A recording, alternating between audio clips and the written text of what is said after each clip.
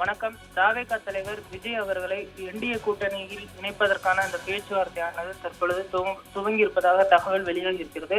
அதிமுக மற்றும் பாஜக கூட்டணி வரக்கூடிய தேர்தலை சந்திக்க இருக்கக்கூடிய நிலையில் விஜய் அவர்கள் கூட்டணியில் இணைவாரா என்ற ஒரு எதிர்பார்ப்பு எழுந்திருக்கிறது. தாவேகா தற்பொழுது வரை வேட்பாளர் நேர்காணலோ அல்லது வேட்பாளர் தேர்வு அறிவிப்பு குறித்த எந்த தகவலும் வெளியிடவில்லை. தற்பொழுது வரை அவர்கள் விருப்ப மனு மட்டுமே பெற்றிருக்கிறார்கள். ஒரு சில தொகுதிகளில் போட்டியிடக்கூடிய அந்த வேட்பாளர் மட்டுமே தற்பொழுது தயாராக இருப்பதாக சொல்லப்படுகிறது. அதிமுக ஏற்கனவே தாவேகாவை எப்படியாவது கூட்டணிக்குள் கொண்டு வர வேண்டும் என்ற முயற்சி மேற்கொண்ட நிலையில் விஜய் அவர்கள் அப்பொழுது பிடிகொடுக்கவில்லை. தற்பொழுது விஜய் அவர்களுக்கு கரூர் துயர சம்பவத்தில் சிபிஐ சம்மன் அனுப்பியிருக்கிறது. அதே போன்று ஜனநாயகன் பட விவகாரம் தொடர்பாக மறு தணிக்கை செய்யப்படும் என்று அறிவிக்கப்பட்டிருந்த நிலையில் தற்பொழுது மறு தணிக்கை இன்று நடைபெறாது என்றும், மறு தணிக்கை செய்யக்கூடிய அதிகாரி ஒருவருக்கு காய்ச்சல் ஏற்பட்டு இருப்பதனால் வரக்கூடிய 17ஆம் தேதி செய்யப்படும் என்றும் தகவல் வெளியாகி இருக்கிறது.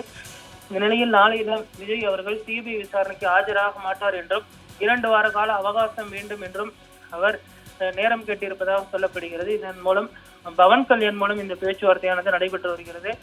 ஆந்திராவின் துணை முதலமைச்சராக இருக்கக்கூடியவர் பவன் கல்யாண். அவரை வைத்து விஜய் அவர்களை எப்படியாவது கூட்டணிக்குள் கொண்டு வரக்கூடிய அந்த முயற்சிகளையும் தற்பொழுது பாஜக தீவிரமாக மேற்கொண்டு வருகிறது. விஜய் அவர்கள் என்ன முடிவெடுக்க போகிறார் என்பதனை பார்க்க வேண்டும். திமுக கூட்டணி தற்பொழுது பலமாக இருக்கக்கூடிய சூழலில் அதிமுக பாஜக கூட்டணிக்குள் விஜய் அவர்கள் வந்தால் திமுகவை எதிர்ப்பதற்கும் அதே போன்று தேர்தல் களத்தில் சந்திப்பதற்கும் ஒரு பலமான கூட்டணியாக இருக்கும் என்று பாஜக எண்ணுகிறது. ஆனால் விஜய் அவர்கள் எடுக்கக்கூடிய முடிவு என்பது என்ன என்பதுதான் கேள்வியாக இருக்கிறது.